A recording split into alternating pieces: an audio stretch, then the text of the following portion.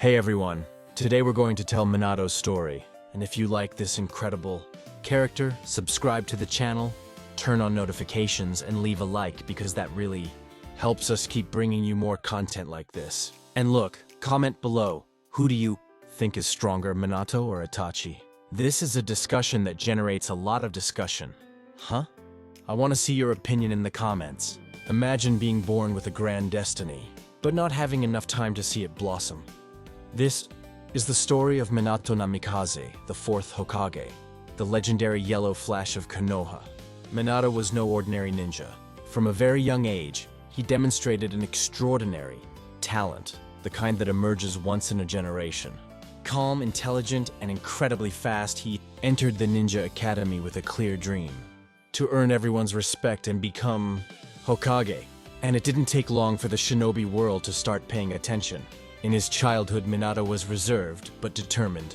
He wasn't the strongest physically, but he made up for it with intelligence and discipline. His classmates didn't quite understand this blonde boy with the quiet voice, but they would soon realize they were in the presence of a prodigy. While still at the academy, he met Kushina Uzumaki. She had been transferred from Uzushiogakure to Konoha because she was a Jinchuriki, the bearer of the nine-tailed fox. Her explosive temperament and red hair quickly caught everyone's attention, especially Minato's. At first, Kushina thought Minato was kind of silly, too quiet, and boring. But everything changed when she was kidnapped by ninjas from the village hidden in the clouds. They wanted her precisely because of her biju. While the other ninjas tried to find her, Minato was the only one who noticed something important: the strands of hair she left behind. Alone, he followed the clues and rescued Kushina. At that moment, she saw who Minato really was: determined, brilliant, and incredibly agile. That's where the admiration began, which would soon turn into love. He wasn't the strongest physically, but he compensated with intelligence and discipline.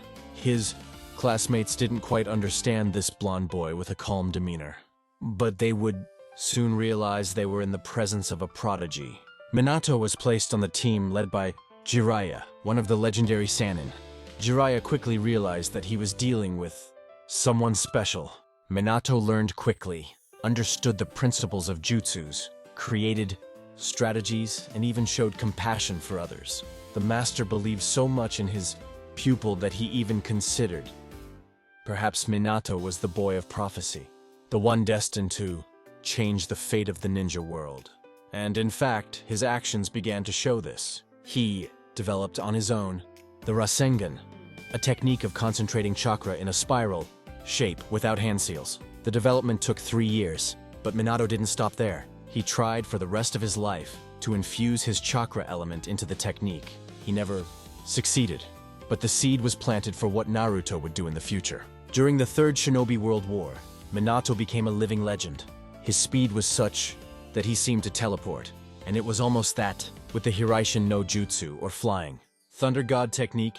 He could move between kunai marked with a special seal, instantly. In battles, he was a yellow storm. Enemies feared his arrival. Some leaders even ordered, "If you see the yellow flash of Konoha, run." It was in this context that he led his team, Kakashi, Obito, and Rin, on several missions.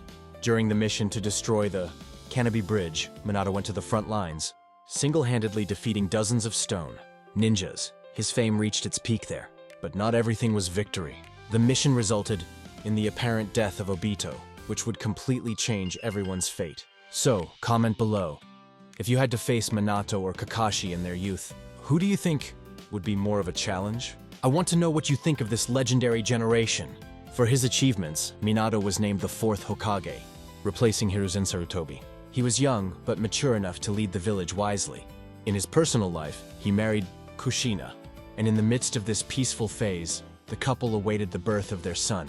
Naruto was the name chosen, inspired by the main character of Jiraiya's first book, a symbol of hope. However, childbirth was a dangerous moment. The Kyuubi's seal would weaken, and therefore the procedure was done in secret, in a safe place with layers of protection. But someone found out.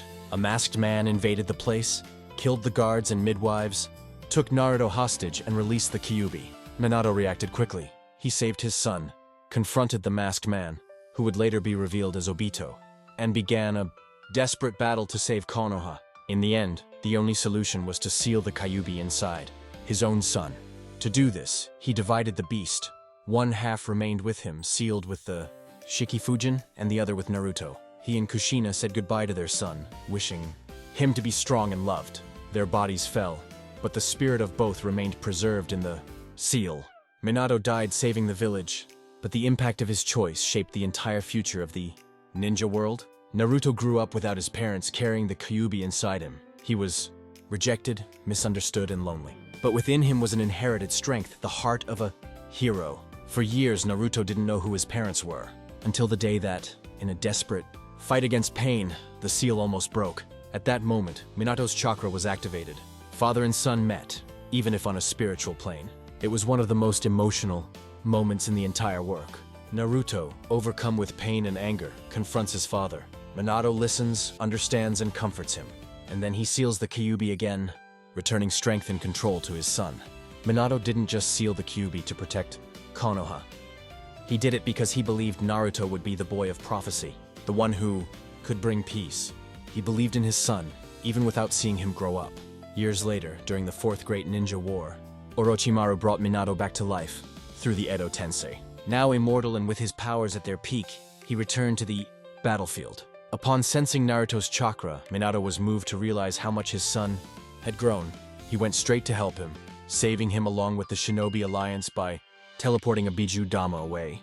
Upon seeing Sakura, he even asked if she was Naruto's girlfriend, in a scene that brings lightness amidst the chaos. The connection between father and son blossomed on the battlefield. Fighting side by side, they both used Kurama's chakra to form a barrier against the Ten Tails. Later, upon realizing that the new enemy was his former student Obito, Minato was devastated, but he did not hesitate to face him. During the battle, he lost both arms and witnessed the power of the truth-seeking balls. Even so, he used his intelligence to help Guy fight his way through Madara. Minato saw the cycle of hatred reach its limit, and when Naruto finally ends the war, he meets his father at sunrise. Minato wishes his son a happy birthday. Naruto, moved, thanks him and asks him to tell his mother that he is doing well. This is one of the most touching moments in the series. Minato departs in peace, seeing that his legacy lives on. He was more than a powerful ninja. He was a father, a hero, and a symbol of hope. And his story will never be forgotten. Now I want to know from you. What is the most memorable moment in Minato's story? Was it when he saved Konoha? When he faced Obito? Or when he reunited with Naruto during the war? Comment below because I'm reading everything. And while we're at it, if you could talk to Minato for a minute, what would you say to him? What kind of questions would you ask? Comment below too. Have you ever stopped to think what it would be like if Minato had survived? What would the relationship between him and Naruto be like? Would he have been able to prevent so many tragic events that happened afterward?